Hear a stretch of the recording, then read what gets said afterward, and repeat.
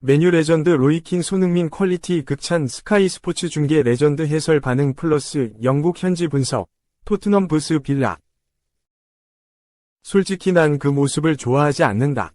보기에 조금 불편했다. 토트넘 호스퍼 출신 제이미 레드넵 51, 캡틴 손흥민 32, 위 행동에 불만을 드러냈다. 영국 더 부트룸은 4일 이하 한국 시간 레드넵은 아스톤 빌라와 경기에서 손흥민이 그를 불편하게 만든 이유를 말했다. 그는 토트넘에 대한 평가에 열정을 쏟을 때가 많다. 이번엔 주저하지 않고 스타 선수 중 한 명을 비판했다. 라고 보도했다. 토트넘은 지난 3일 영국 런던 토트넘 호스퍼 스타디움에서 열린 2024에서 2025 시즌 프리미어리그 PL 10라운드에서 빌라를 상대로 4에서 1역전승을 거뒀다. 이로써 토트넘은 잠재적인 4위 싸움 경쟁자인 빌라를 무너뜨리며 7위로 올라섰다. 손흥민은 이 경기를 통해 부상을 떨치고 4경기 만에 복귀했다. 왼쪽 측면 공격수로 선발 출전한 그는 데얀 쿨루셉스키, 브레넌 존슨과 함께 공격 2선을 꾸렸다. 최전방 원톱은 도미닉 솔랑케가 맡았다. 손흥민이 차이를 만들었다. 그는 0에서 1로 뒤지고 있던 후반 4분 왼쪽에서 공을 잡은 뒤 수비를 떨쳐내고 골문 앞으로 예리한 크로스를 올렸다. 이를 존슨이 마무리하며 골망을 흔들었다. 손흥민의 시즌 3호 도움이었다. 그러나 손흥민의 활약은 여기까지였다. 후반 11분 엔지 포스테코글루 감독은 허벅지 부상에서 복귀한 그를 벤치로 불러들이고 히샬리송을 투입했다. 생각보다 빠르게 임무를 마친 손흥민이다. 모두를 당황케 한 교체였다. 손흥민 역시 믿을 수 없다는 표정으로 교체되는 선수가 자신이 맞는지 확인했고 벤치에서도 굳은 표정으로 아쉬움을 감추지 못했다. PL 공식 계정도 당황한 얼굴에 손흥민 사진을 게시하며 손흥민은 토트넘이 첫 번째 교체 카드를 꺼내 들었을 때 자신의 이름이 불릴 줄 예상하지 못했다고 해도 과언이 아니다 라고 전했다. 영국 스카이 스포츠 역시 포스테코글루는 빌라와 경기에서 60분도 안 돼서 손흥민을 교체했다. 그러자 손흥민은 벤치에 앉아 충격에 빠졌다. 라고 주목했다. BBC 또한 손흥민은 존슨의 동점골을 도운 뒤 포스테코글루에 의해 교체돼 나갔다.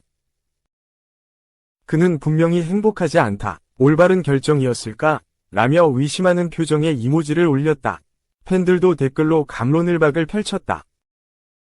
결과적으로는 포스테코글루 감독의 선택이 옳았다. 후반 30분 솔랑케가 쿨루셉스키의 패스를 받아 역전골을 터뜨렸고 후반 34분엔 솔랑케가 히샬리송의 어시스트로 멀티골을 뽑아냈다. 여기에 후반 추가 시간 제임스 매디슨이 기습 프리킥으로 골망을 가르며 경기를 승리로 매조지었다. 맨체스터 유나이티드 전설 로이킨은 손흥민도 부상에서 막 돌아왔다. 분명히 손흥민은 1에서 1 상황이고 큰 교체라고 생각했을 거다. 하지만 잘 해결됐다. 감독은 분명 선수들을 알고 있고 선수들이 벤치에서 나올 것이라고 믿는다. 손흥민은 확실히 교체되는 게 행복하진 않았다. 스쿼드 게임이다. 라며 손흥민의 반응을 이해할 수 있다고 말했다. 다만 레드넵의 생각은 달랐다. 현역 시절 토트넘에서 미드필더로 뛰었던 그는 손흥민의 불만스러운 모습이 전혀 마음에 들지 않는다며 불필요한 행동이었다고 지적했다. 레드넵은 솔직히 난 마음에 들지 않는다. 히샬리송이 들어와서 손흥민의 포지션에서 골을 만들어냈다. 포스테코글루는 손흥민을 보호하려 노력한다. 솔직히 말해보기에 조금 불편했다. 라고 밝혔다. 경기 후 포스테코글루 감독도 부상 예방 차원에서 계획된 교체였다고 설명했다.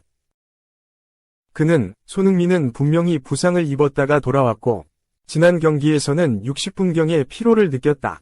그 때문에 오늘은 그 이상 뛰지 않을 예정이었다. 따라서 그는 경기가 어떻게 진행되는 55분에서 60분 이상 소화하지 않을 것이었다. 라고 선을 그었다. 또한 포스테코글루 감독은 좋은 점은 손흥민이 교체되기 전에 중요한 기여를 했다는 것이다. 그는 엄청난 크로스로 우리의 동점골을 만들었다. 그래서 다시 한번 말하지만 앞으로 더 많은 싸움이 기다리고 있다. 손흥민이 필요할 것이다. 그래서 그는 결코 그 이상 플레이하지 않을 예정이었다. 라고 거듭 강조했다. 다만 손흥민으로서는 깜짝 교체였기에 불만이 있을 법도 했다. 포스테코글루 감독은 손흥민이 실망했다는 이야기가 나오자 아니다. 손흥민에게서 어떤 다른 점도 보지 못했다. 교체되는 걸 좋아하고 기분이 괜찮은 선수가 있다면 놀랄 것이다. 하지만 손흥민과 논의할 필요가 없었다. 앞서 말했듯이 우리에게 더 중요한 건 전반적인 상황이다. 라고 웃으며 답했다. 손흥민도 퇴근길에서는 감정을 추스린 모습이었다. 풋볼 런던은 경기가 끝날 무렵 손흥민의 실망감은 이미 사라진 상태였다. 토트넘 선수들이 대승을 거두고 경기장 내부 복도를 걸어가는 동안 그는 카메라를 향해 혀를 내밀어 보였다. 라며 클럽 주장인 손흥민은 팀 윤리에 관심이 많다. 비록 그 순간엔 감정을 드러냈으나 곧 포스테코글루가 자신과 토트넘, 더 큰 그림을 위해 내린 올바른 결정임을 깨달았을 것이라고 전했다. 게다가 히샬리송이 또 부상으로 쓰러지면서 손흥민의 건강관리가 더욱 중요해졌다. 풋볼 런던은 포스테코글루의 결정이 정확히 옳았음이 증명됐다. 라며 히샬리송의 부상은 주장 손흥민의 복귀를 신중하게 관리하는 게 얼마나 중요한지 입증했을 뿐이다. 손흥민은 앞으로 몇 주 동안 더 많은 시간을 소화할 예정이다. 라고 짚었다. 더 부트룸은 손흥민이 주장으로서 더 침착해야 했다고 주장했다.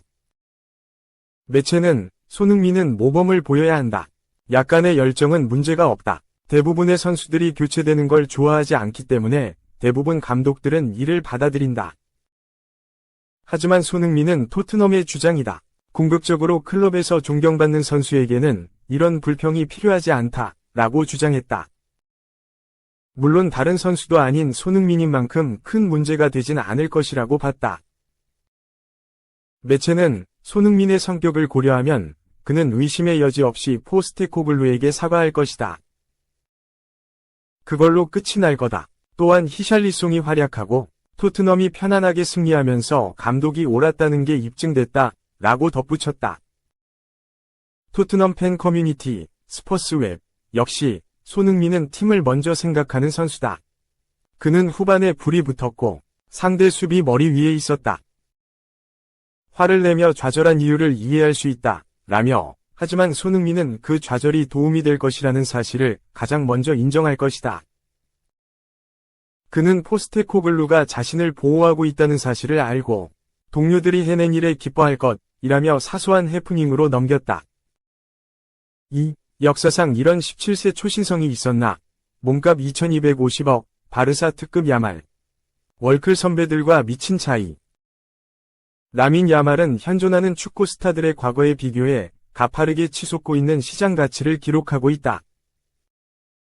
축구 콘텐츠 제작소, 스코어 90은 5일, 한국 시간, 야말과 현대 축구 스타들의 17세 시절 몸값을 비교했다.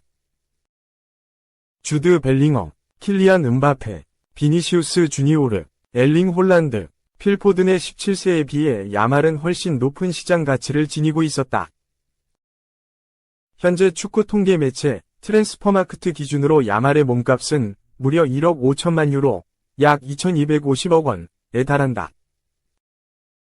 동나이 시절과 비교했을 때 보루시아 도르트문트 시절 17세 벨링엄의 5,500만 유로, 약 820억 원보다 3배 가까이 높고 비니시우스의 3,500만 유로, 약 520억 원, 포든의 500만 유로, 약 75억 원, 음바페의 400만 유로, 약 60억 원도 그에 훨씬 미치지 못했다.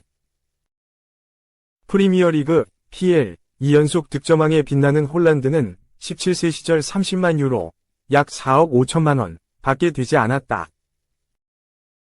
야말은 세계 최고의 유망주로 손꼽히고 있다. 2007년생의 야말은 5세의 나이에 바르셀로나 유스팀, 라마시아에 입단했다. 엄청난 잠재력을 꽃피우며 야말은 폭풍 성장을 거듭했다. 16세가 된 지난 시즌 프로 무대에서 처음으로 명단에 이름을 올렸고 데뷔전을 가졌다. 야말의 데뷔는 바르셀로나 역사상 최연소 나이라는 놀라운 기록을 세웠다. 지난 시즌 바르셀로나 핵심으로 자리 잡으며 라리가에서 이름을 날렸다. 야말은 2라운드 카디스전에서 선발로 출장하며 라리가에서 또 한 번 최연소 선발 출장 기록을 갈아치웠다.